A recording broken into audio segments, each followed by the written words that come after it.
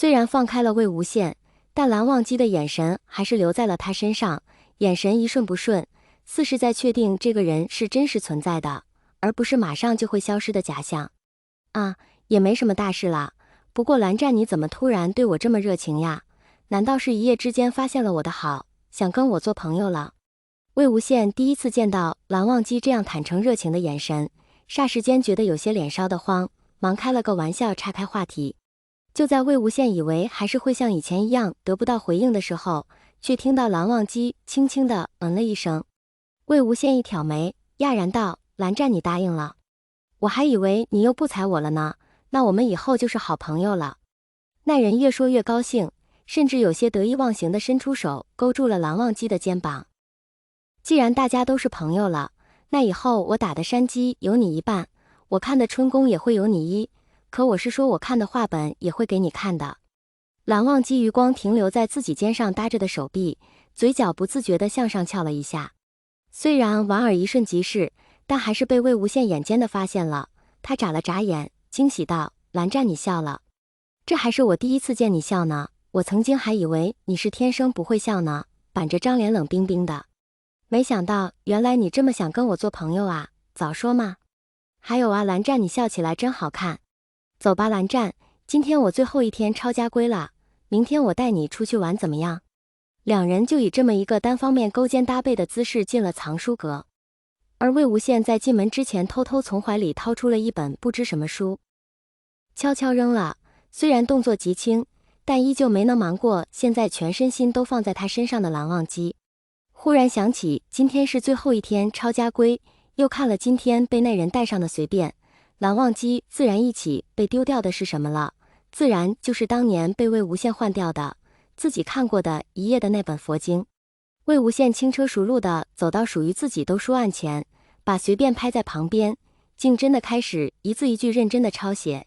如果忽略他时不时抬头探究地看向蓝忘机的眼神的话，蓝忘机也拿起一本古书，但实则一个字也没看进去。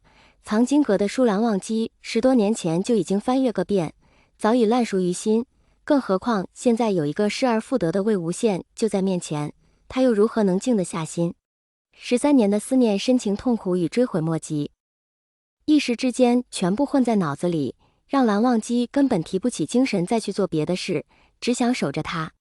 魏无羡边抄家规也在边好奇，这蓝湛今天究竟怎么了？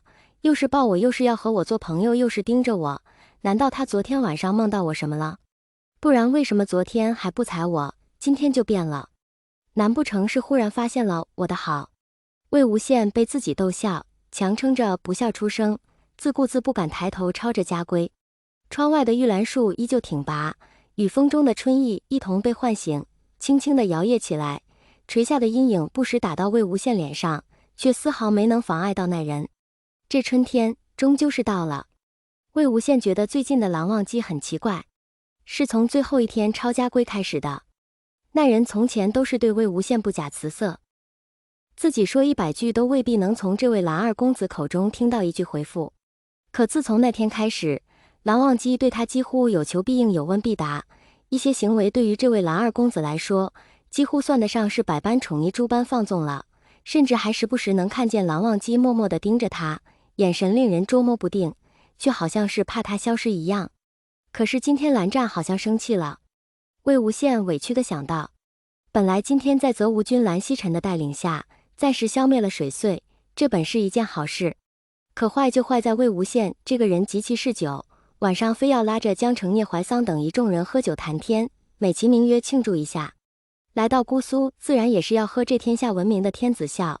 魏无羡作为祖局人，被大家赶去买酒。